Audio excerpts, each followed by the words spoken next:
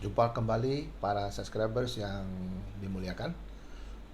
Sekarang kita akan masuk ke satu topik yang menurut saya ini penting juga diketahui, bahwa banyak sekali terjadi penyelundupan hukum ya, khususnya yang berjudul perdata. Ternyata itu banyak sekali liku-likunya yang bisa kita telusuri menjadi tindak pidana ya.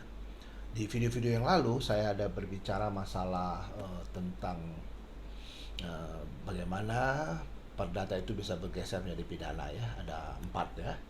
Yang pertama yang disebut dengan tadi duang, paksaan, dwaling, kehilafan.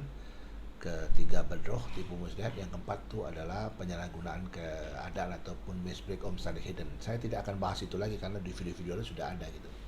Nah, persoalannya begini, di dalam hukum kita perdata itu, apabila ada suatu perjanjian ya, conscription maupun modeling kan ya, yang dalam hal ini adalah yang membuat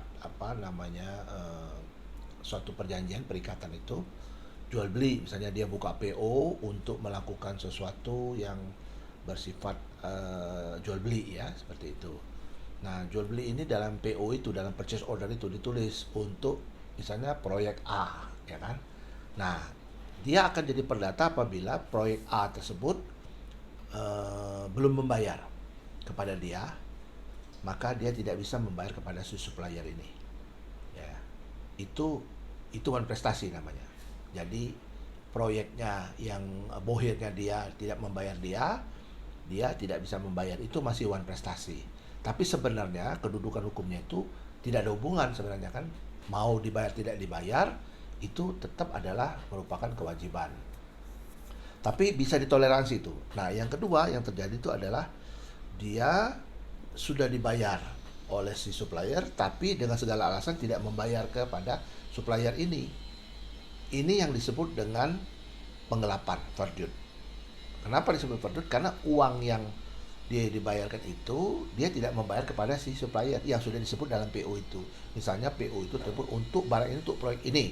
Ternyata proyek ini membayar ke dia dan dia tidak membayar, itu namanya verdut ya. Tetapi kalau yang ketiga ini beda lagi ini.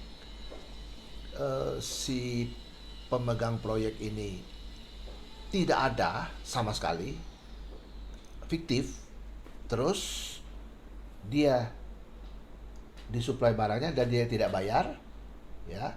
Ini kalau ini fiktif, tindak pidananya adalah penipuan.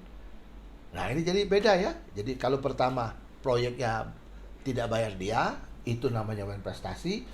Proyeknya bayar dia tapi tidak bayar kepada supplier, itu namanya penggelapan. Tapi kalau misalnya proyeknya itu fiktif ya, lantas disebut di PO itu disebut bahwa ini untuk proyek yang fiktif tadi, itu namanya penipuan kalau dia tidak membayar. Ini yang disebut dengan tindak pidana bedroh. Nah, para penegak hukum harus jeli ya, jangan nanti dilihat dari sisi fakta sunt servandanya aja dia tidak bayar one prestasi. Itu tidak bisa seperti itu. Maka itu kita perlu tahu bahwa di dalam keperdataan tersebut banyak penyelundupannya, antara lain seperti yang saya katakan tadi.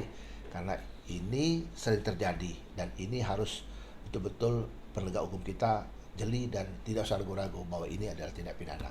Mudah-mudahan apa yang saya sampaikan ini membawa wawasan serta membuat kita, mengedukasi kita supaya kita memahami.